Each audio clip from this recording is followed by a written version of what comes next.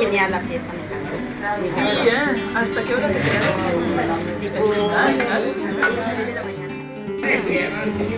c'était assez grand ce qu'elle imaginait. Bon, on parle à l'époque, parce qu'elle voulait ce qu'elle a maintenant, mais elle voyait encore plus grand. Et j'espère que j'arrivais à ça.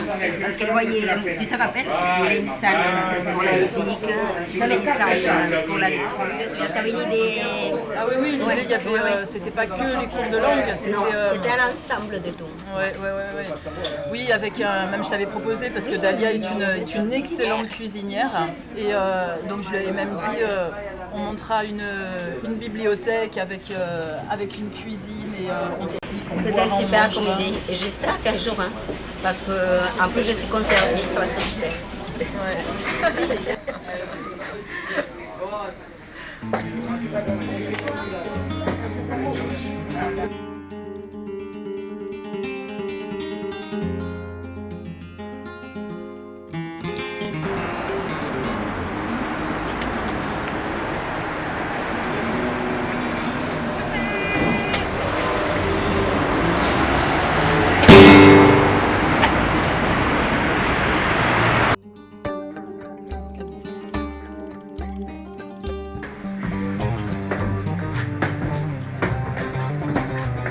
Et eux, ils ont un produit pour tout enlever et ils regardent par-dessus. D'accord. C'est ça le principe. Quand j'ai appris l'espagnol, ma prof qui était vénézuélienne m'a dit écoute, franchement, pour apprendre très vite, la meilleure des solutions, c'est que tu trouves un mec hispanophone.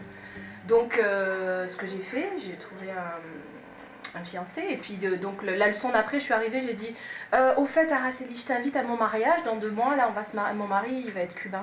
Elle m'a dit mais tu sais, il fallait pas le prendre au pied de la lettre et voilà, c'est comme ça que je suis rentrée dans la langue espagnole.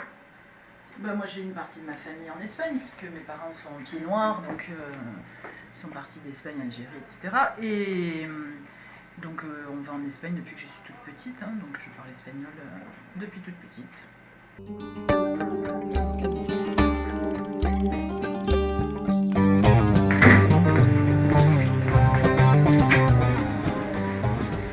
On va commencer par le cours de portugais. Com licença. Alors voilà, là c'est le cours de portugais. Ah, bah c'est temps. Merci beaucoup. Obrigada. Après il y a le cours d'espagnol. La machine à café super importante.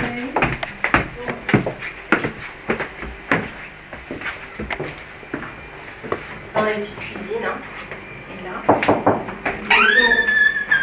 Permiso. Le cours d'espagnol. Observada, me siento inseguro cuando me filman sin mi autorización y sobre todo cuando no me pagan. De esto hablamos después. Ciao. Gracias.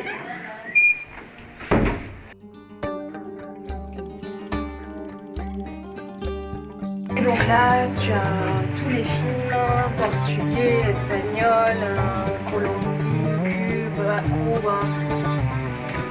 On a des bouquins, on a des vocables, on a de la grammaire, on a de la littérature portugaise, lusophone. Même du chinois. On a même du chinois.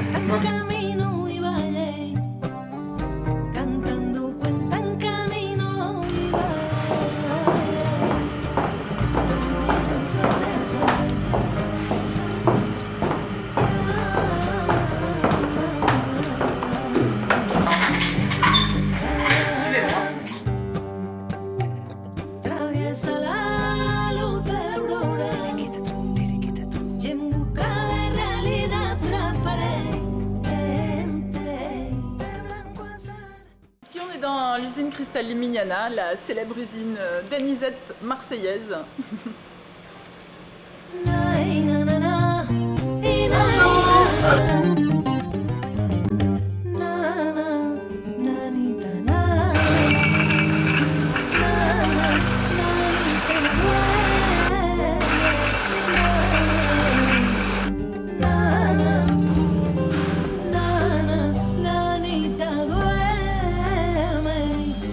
Ici, c'est l'usine familiale depuis 1884 où on fabrique de l'anisette cristal. C'est ça, en fait, à la fin du 19e siècle, en Espagne, il y a une grave crise économique. Et mon arrière-grand-père est monté dans un bateau à l'âge de 12 ans et il atterrit en Algérie, comme d'autres ont atterri en Amérique du Sud. Et il a travaillé d'abord pour gagner un petit peu d'argent. Il s'est rendu compte qu'il y avait beaucoup d'Espagnols à qui il manquait l'anisette à l'apéritif. Donc il s'est mis à fabriquer des bouteilles de façon artisanale qu'il a vendues et refabriquées. Et la petite entreprise a prospéré et n'a plus jamais connu la crise. Entre-temps, il y a quand même eu la guerre d'Algérie. Et là, c'est mon grand-père qui avait repris le flambeau, qui a pris un bateau à ceinture et qui a débarqué à Marseille et qui a remonté l'usine en 63. Et donc, elle est depuis telle qu'elle. C'est ma mère aujourd'hui qui tient l'usine.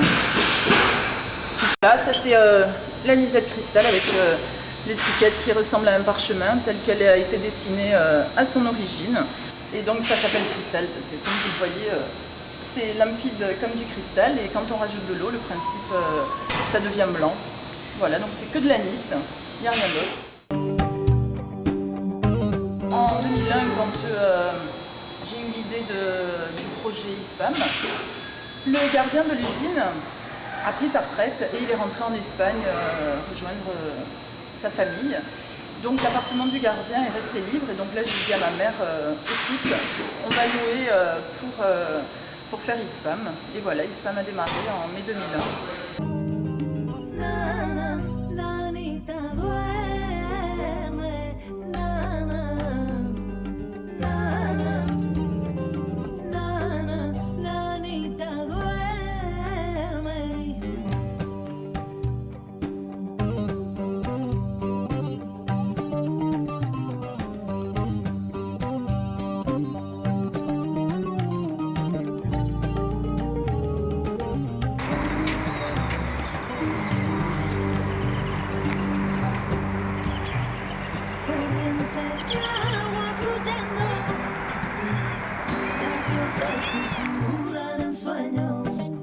C'était pour rêver ensemble de la tour de Babel.